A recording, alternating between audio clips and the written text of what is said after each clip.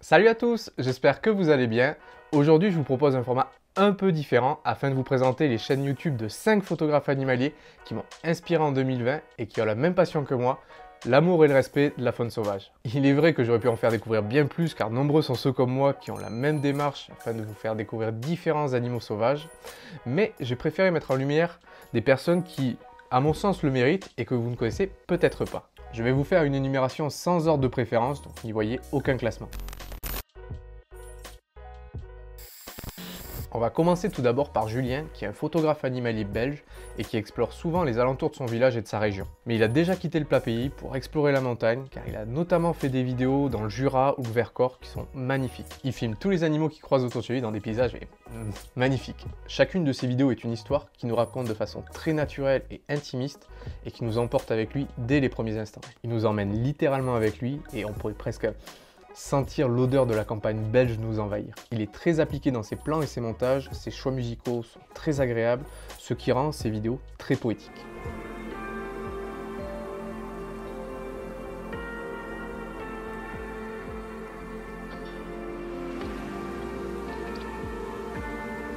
De plus, on a le même rapport à la nature, la même approche très respectueuse. Il a à cœur de sensibiliser sur la préservation animale et d'éveiller des consciences concernant des animaux qui peuvent être décriés, comme l'ours ou le loup.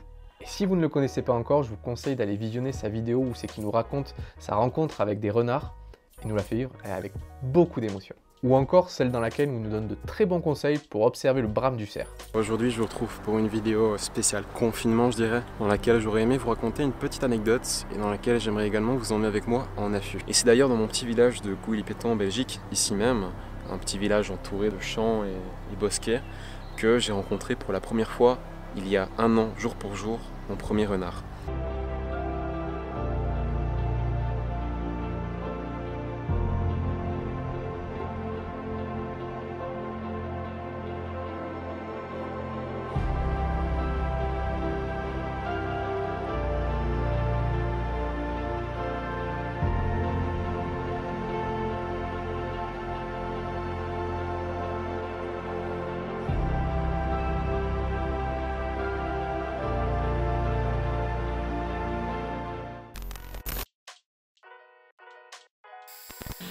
Johan est un photographe animalier français, la grande majorité de ses vidéos est tournée en France, mais il est notamment allé en Islande pour observer le renard polaire. Et je vous conseille cette vidéo car elle est vraiment magnifique. N'ayez jamais peur de la vie, n'ayez jamais peur de l'aventure. Faites confiance au hasard, à la chance, à la destinée. Partez, allez découvrir d'autres espaces, d'autres espérances. La vie, ce n'est pas seulement respirer, mais c'est aussi d'avoir le souffle coupé. Il filme très souvent en terrain montagneux pour y observer la faune qui s'y trouve. Il nous emmène en immersion avec lui, parfois pendant plusieurs jours, qu'il ait la chance de rencontrer des animaux ou pas. Il prend le temps de bien expliquer sa pratique, les caractéristiques des animaux qu'il observe et donne des conseils judicieux. Il explique notamment comment poser au mieux un piège photo par exemple. Il est très respectueux de la nature dans sa pratique et je trouve son approche pleine de philosophie. J'ai notamment beaucoup aimé sa vidéo au cours de laquelle il nous raconte sa quête sur les traces du loup et je vous la conseille vivement. Je verrai rien là, c'est sûr. Je pense que je vais essayer de me déplacer de l'autre côté de la prairie pendant qu'il est encore tôt. En parallèle, il a débuté un mode de vie en van et ça, vous savez que c'est un mode de vie que j'apprécie beaucoup. Je ne pouvais pas faire de vidéo sans parler d'un Québécois maintenant que je suis moi-même au Québec. Jérémy nous amène découvrir la faune nord-américaine au Québec et vu comment le territoire est vaste ici, il y a de quoi faire. Il filme notamment des orignaux, des renards, des oiseaux. Étant confronté tous les ans au grand froid québécois, il donne aussi de super astuces sur comment utiliser son matériel au mieux dans de telles conditions. La photo l'hiver, c'est déjà complexe en soi. Pas geler des mains pendant qu'on fait de la photo, c'est probablement le plus gros problème en fait que les photographes ont. Donc, il y a de quoi de plus désagréable que de geler des mains pendant qu'on fait de la photo et surtout, il y a de quoi de plus désagréable que de devoir arrêter de faire de la photo parce qu'on gèle des mains. D'ailleurs, je regardais même ces vidéos avant de venir au Québec afin de découvrir la faune que je pouvais rencontrer ici. Car quand on est en France, ces vidéos sont vraiment dépaysantes.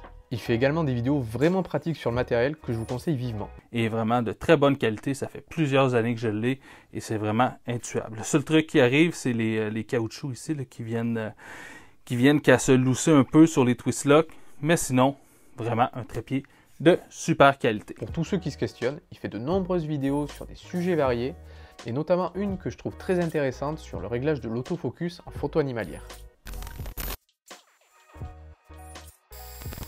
Dans le milieu de la photo animalière qui peut paraître très masculin de prime abord, je suis ravi qu'il y ait de plus en plus de femmes. Parce qu'il ne faut pas se leurrer, hommes et femmes, on a une approche qui est souvent assez différente, et je trouve que les femmes ont une sensibilité qui leur est propre et qui est très inspirante. Parmi elles, j'aime beaucoup le travail de Sandra qui se trouve en France. Elle se balade sur tous les terrains et je trouve que ses histoires animalières sont vraiment très bien racontées. Mais le sauvage, est-ce une utopie ? Mais avant de pouvoir répondre à ces questions, je dois le trouver.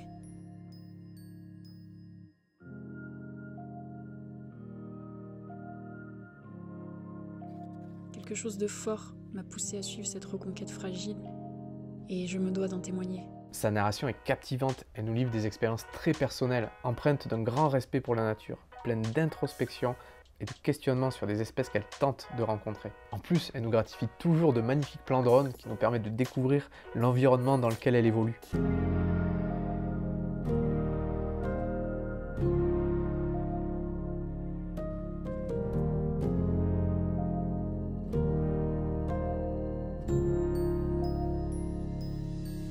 Commencer cette quête avec les premières neiges est évidemment stratégique. Ces vidéos sont des documentaires à eux seuls, parfois tournés pendant plusieurs mois pour tenter des observations difficiles. Je l'ai découverte il y a seulement quelques mois et dès la première vidéo, j'ai été agréablement surpris et depuis, je ne loupe aucune de ces vidéos.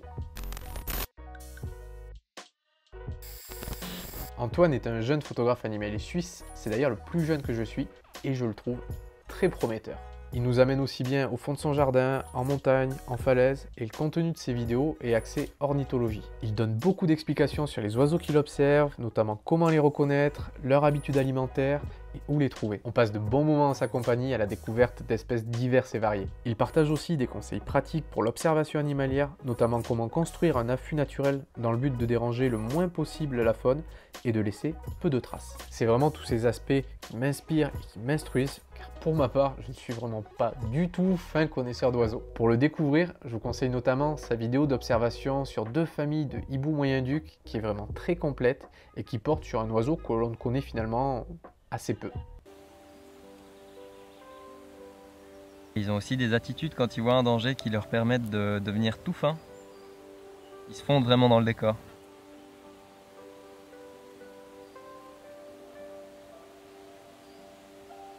Les adultes passent aussi la journée dans le même bosquet que les jeunes en général.